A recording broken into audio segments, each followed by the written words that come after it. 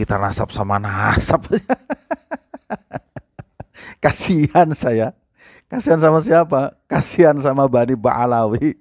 Semakin terpojok, semakin tersisih. Bahkan ada duriahnya yang sudah merasa benar-benar stres menurut saya. Sehingga dia membuat sebuah skenario dalam ceramahnya bagaimana cara memulangkan dia ke negeri asalnya, yaitu di Yaman. Ya, ya nggak usah saya sebutkan ya, ada banyak itu ceritanya di YouTube. Nggak usah diteruskan atulah ya.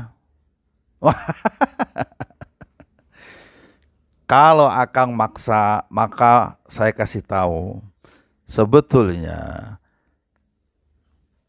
Bani Ba'alawi yang ada di Indonesia, para habaib itu diuntungkan oleh orang-orang Nahdliyin. Mereka dihormati, mereka dihargai, bahkan mereka dimuliakan di Indonesia selama ini. Betul tidak? Bahkan diuntungkan pula dengan kemarin Gutraswala kita kumpul di pesantren Benda Kerep yang memutuskan bahwasanya silsilah Ba'alawi adalah mukhtalafun fih. Sangat diuntungkan mereka dengan kalimat mukhtalafun fih itu. Kalau ikhtilaf berarti bisa iya bisa tidak kan? Kenapa demikian? Sebab beberapa ulama dunia itu di Mesir dari tahun 2009 itu, di Yaman, di Yordania pun beberapa ulama sudah mengatakan bahwasanya silsilah Ba'alawi sampai ke Rasulullah batal. Lah kita masih mukhtalafun fi. Enak toh? Ya. Untung saja kemarin itu ketika kita kumpul di Benda Kerep, kita tidak buka kitab Al-Ghuror. Wow, kalau kita buka kitab Al-Ghuror, makin tidak masuk akal tentang silsilah Ba'alawi sampai ke Rasulullah Muhammad sallallahu alaihi wasallam. Ini nggak masuk akalnya di mana? Bayangkan, pada halaman 115 di dalam kitab tersebut, penentuan nasab Ba'alawi sampai ke Rasulullah itu hanya ditentukan melalui mimpi. Yang mimpi siapa? Lalu disebutkan juga di kitab tersebut di halaman 108 bahwasanya ada seorang ulama namanya Syekh Abdullah bin Alwi bin Faqih Muqaddam. Ada seorang ulama, ini juga gak disebutkan lagi ulamanya siapa, yang bermimpi ketemu Rasulullah, menyatakan bahwasanya Ba'alawi adalah dzurriyyah Nabi sallallahu alaihi wasallam. Terus juga ada di halaman 117 kalau tidak salah di kitab yang sama Al-Ghuror. Itu yang menentukan penentuan nasab justru melalui orang lain. Padahal saudaranya ada di situ. Ada seorang yang datang ke Basrah namanya Ali. Beliau ke Basrah bertanya kepada seseorang imam, seorang qadhi di sana.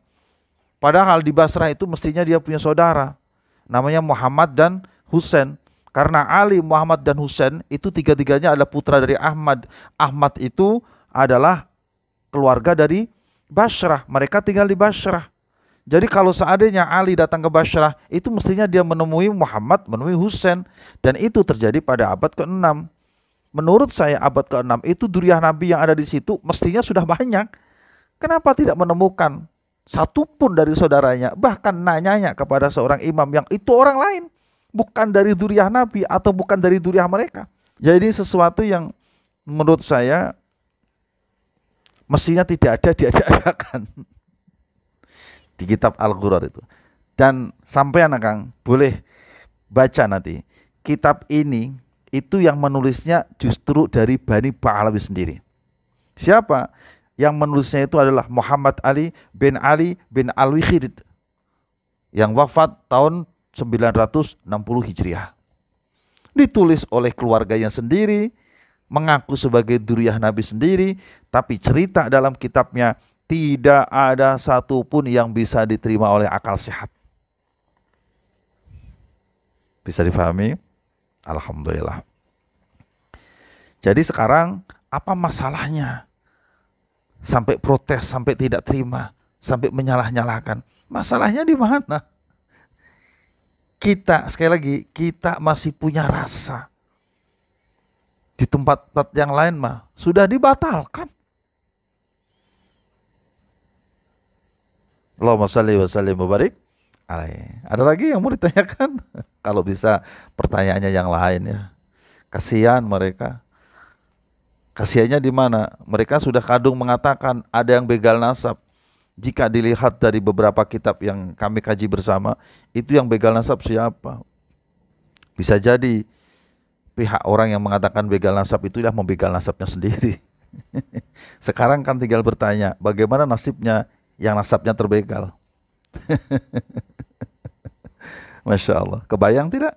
Alhamdulillah kita masih menjadi orang-orang yang hidup di Indonesia. Masih baik semua kita ini. Allahumma shalli wa sallim wa barik alaihi.